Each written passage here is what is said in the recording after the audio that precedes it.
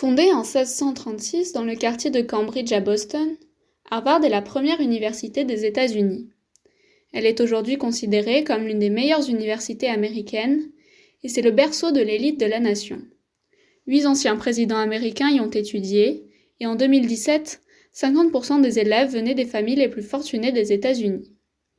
Harvard a formé de nombreuses personnalités américaines qui bénéficient aujourd'hui d'une reconnaissance internationale, comme l'entrepreneur et milliardaire américain Bill Gates, l'écrivain T.S. Eliot ou l'actrice Natalie Portman. Le rayonnement de Harvard est très important et en fait une université très demandée.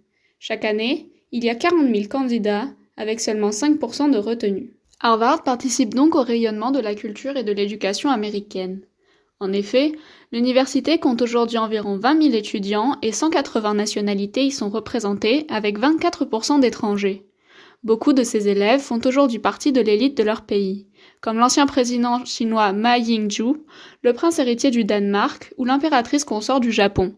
Ces étudiants contribuent donc aussi à l'influence politique des États-Unis car ils auront été formés selon le modèle américain.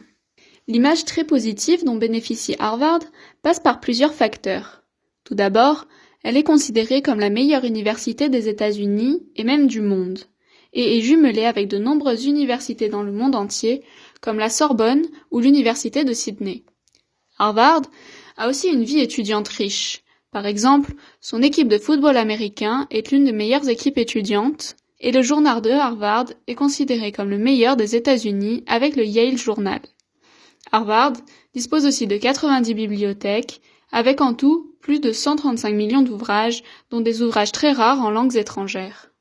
Son rayonnement passe aussi par ses anciens élèves. En effet, 160 lauréats du prix Nobel sortent des rangs de Harvard, comme Seamus Heaney, prix Nobel de littérature, ou James D. Watson de médecine pour avoir décrit la structure de l'ADN, ainsi que 48 prix Pulitzer et 10 récompensés des Oscars.